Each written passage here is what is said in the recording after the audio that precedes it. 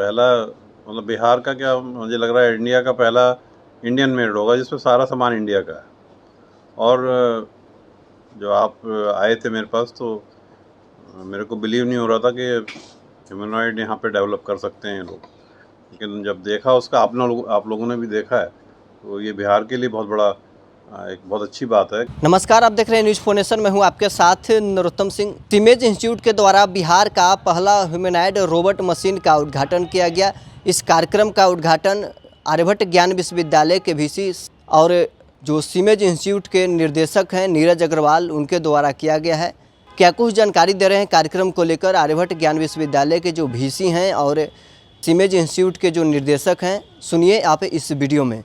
Sir, सीमेज के बच्चों ने आज एक ह्यूमनॉइड रोबोट को लॉन्च किया है। इसके पहले लोग देखते थे सर्जरी में यूज़ हो रहा है, विदेशों से मंगा के यूज़ किया जा रहा है, तो ये केवल इंडियन मेड है, असेंबल्ड करके बाहर से ला गया है। वो तो जैसे प्रोग्राम में भी आपने देखा होगा, ये पहला मतलब बिहार का क्या, मुझे लग रहा है इंडिया का पहला इंडियन मेड होगा जिसमें सारा सामान इंडिया का है।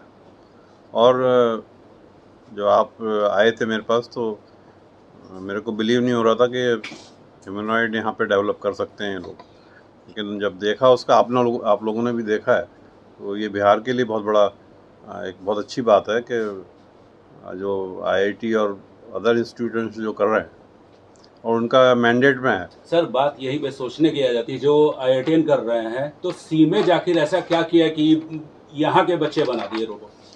मेहनत, इनकी अपनी मेहनत और इनका अपना विज़न, जो बच्चों का अपना विज़न, सपोर्ट उनको, उस सब की वजह से ये सब डेवलप हुआ है। और आगे मैंने इनको बताया है कि वो आप भी उससे एग्री करेंगे कि आगे जो रोबोट हम जैसे सर्जरी में यूज़ कर रहे हैं या और बहुत जगह रोबोट्स यूज़ हो रहे हैं, हम वो इम्पोर्टेड हैं, सब बहुत महंगे हैं।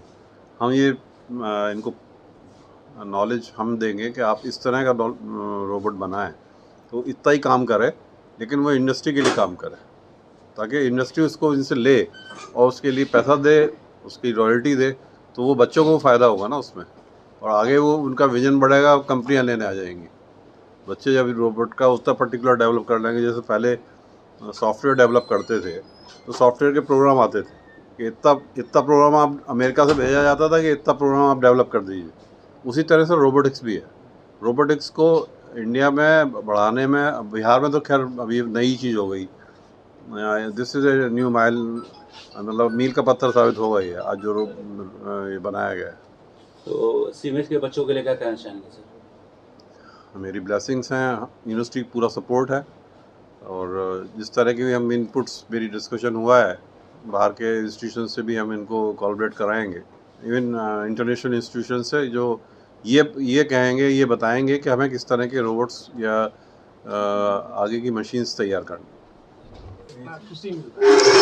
एक्चुअल में हम लोग बच्चों को जब आईआईटी बीएचयू ले गए थे, ये हुई जब हम बच्चों को पिछले साल आईआईटी बीएचयू ले गए थे, और वहाँ पर बच्चों ने कई तरह के रोबो वॉर और रोबो कॉम्पिटिशन्स देखे, पार्टिसिपेट किए।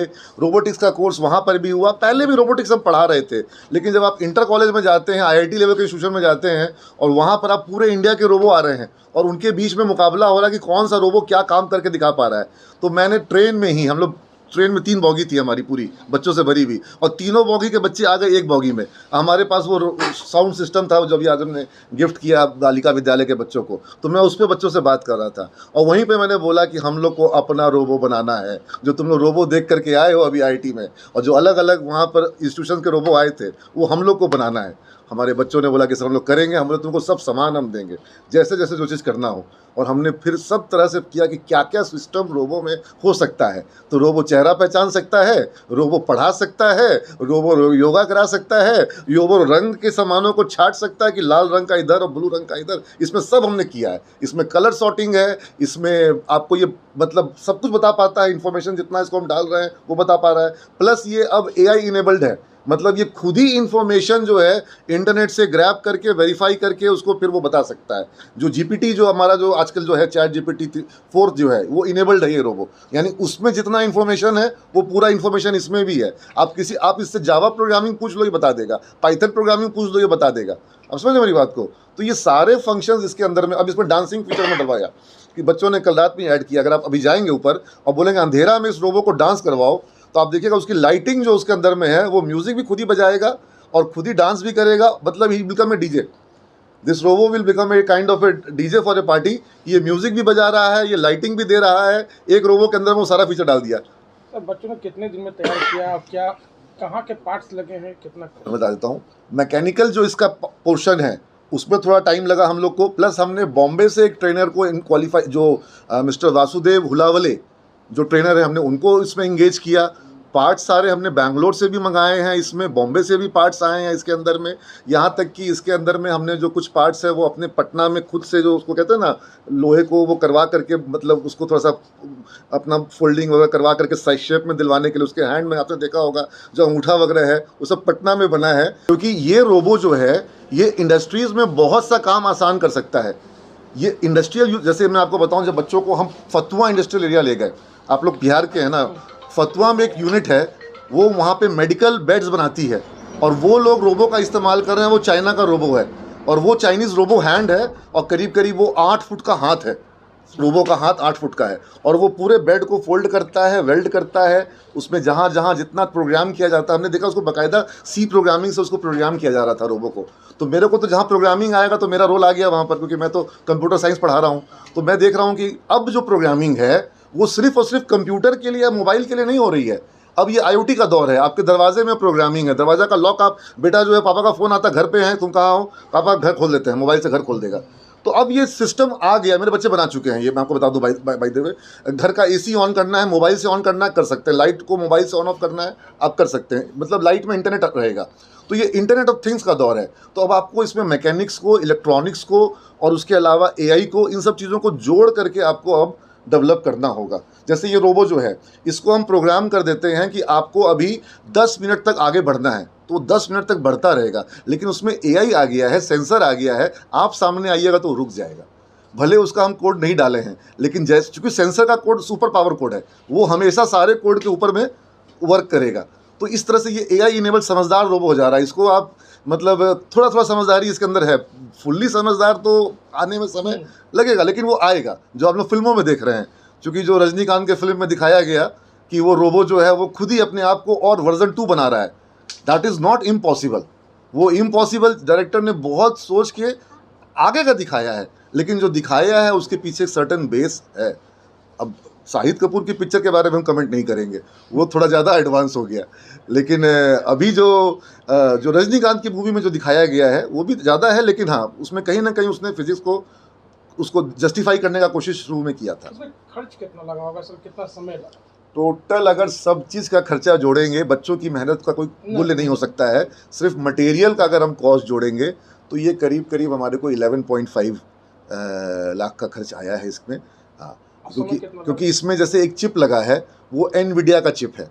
और NVIDIA का चिप वो जो है अमेजन इंडिया में नहीं, अमेजन अमेरिका वाले से मंगाया गया। तो NVIDIA का चिप जो है अब आपको वो मेक इन इंडिया, मतलब चिप जो है वो आपको हमेशा बाहर से, भारत में चिप जो है नहीं बनता है, ठीक है ना। चिप जो है चाहे किसी भी मोबाइल का हो, चाहे किसी भी कंप्यूटर का हो, चिप का अभी तक इंडिया में काम, मोदी जी चाह रहे हैं, प्रधानमंत्री चाह रहे हैं कि भारत चिप के सेक्टर में आए, माइक्रोचिप में आए। तो वो चिप जो है वो 90,000 रुपये का अकेला। लेकिन उस चिप में फैसिलिटी ये है कि AI अगर आपको इनेबल करना है तो आपको वैसा चिप चाहिए जो कि बहुत फास्ट डेटा को प्रोसेस कर सके। तो उसमें इस तरह से ये सब जो है चीज़ें। आगे बच्चे क्या सोचे? जैसे अभी इस रोबो का एक ऐप बना है, वो फुल्ली रेडी नहीं हो पाया कल, ठीक है। तो उस ऐप में भी ये फीचर रहेगा कि उस ऐप से हम जब जो फंक्शन प्रेस करेंगे रोबो वही टास्क परफॉर्म करेगा। और उस ऐप को हम चाहें तो एक पैड में यहाँ पे रोबो के सामने चेस्ट पे लगा देंगे, तो आप उस पैड में जो प्रेस करेंगे रोबो वही एक्शन करेगा। तो ये चीज़ बन जाएगा। ये आपको मैं 2-3 महीने में दिखा सकता हूँ आपको बुला करके। तो इस तरह से इसको हम लोग, और जैसे कि कंप्यूटर आपने ख़रीद लिया, आपने अपने बेटे के लिए एक लैपटॉप खरीद लिया, अब आपका बेटा उसमें कितना कितना ऐप बना रहा है, कितना कितना सॉफ्टवेयर बना रहा है, ये तो उसकी मेहनत पर निर्भर करेगा। तो अब हमारे यहाँ तो इतने सारे बच्चे हैं, हम और हमारे टीचर्स भी हैं हमारे पास रोबोटिक्स के, हमारे पास इन हाउस टीचर्स भी हैं, रोबोटिक्स के हैं, क्लाउड कंप्यूटिंग के हैं, बिग डेटा के हैं, हडूप के, IoT पढ़ा रहे हैं हम लोग, डिजिटल इलेक्ट्रॉनिक्स पढ़ा रहे हैं। और सर से हम लोग की बहुत चर्चा हुई है। ये सारे जो सब्जेक्ट मैं बात कर रहा हूँ ये किसी भी विश्वविद्यालय के BCA कोर्स के पार्ट नहीं है, लेकिन अभी इंडस्ट्री में काम इन्हीं चीज़ों पे हो रहा है। अब IoT का और मतलब रोबोटिक्स का और AI का, क्लाउड कंप्यूटिंग का, इसका ब्लॉकचेन का, जिसके थ्रू क्रिप्टो करेंसी वगैरह हो रही है। मेरे बच्चे को क्रिप्टो करेंसी के ब्लॉकचेन में दुबई की कंपनी जो है क्वाइंस DNA करके उसमें जॉब मिला है, अच्छा खासा पैकेज मिला है उस बच्चे को। कितने बच्चों को जॉब के लिए हो रहा है? जैसे अभी तो इस साल प्लेसमेंट ड्राइव अभी शुरू हुआ है, आज बच्चों को ऑफर लेटर बांटा गया, आपने देखा। ज़्यादातर बच्चों को जो जॉब अभी मिला है वो टाटा कंसल्टेंसी सर्विसेज से मिला है। अभी विप्रो का ड्राइव हमारे यहाँ आज तक ऐसा नहीं हुआ है कि नहीं हुआ हो, और विप्रो में हमारे यहाँ एक बार में 200 बच्चों को जॉब लगती है। ICICI बैंक में हमारे यहाँ 256 बच्चों को एक साथ जॉब लगी थी। पूरा हॉल जो आप ऊपर थे, पूरा हॉल जॉब पाए हुए बच्चों से खचाखच भर गया था। तो मेरा एक वीडियो है कि हॉल भर के बच्चों का प्लेसमेंट आप पूरे बिहार में सिर्फ यहीं देख सकते हैं। तो वो होगा, वो सब हमेशा होता ही है, लेकिन 2024 जो है वो कठिन वर्ष है। भारत के IITs में भी प्लेसमेंट को लेकर के इशू उठ रहे हैं, चूँकि AI जो है, ये आप लोग मीडिया में हैं, आप लोग समझ रहे हैं कि आज तक जो है AI एंकर का प्रयोग कर रहा है। तो ये एक रियलिटी है। इसको अब हमारे बच्चों को हमको उसके हिसाब से तैयार करना है कि जो काम AI कर सकता है बेटा, तुमको उसके आगे का काम अब सीखना है। वो काम तुम छोड़ दो AI के लिए, वो वही कर लेगा। यही सोच है हमारी।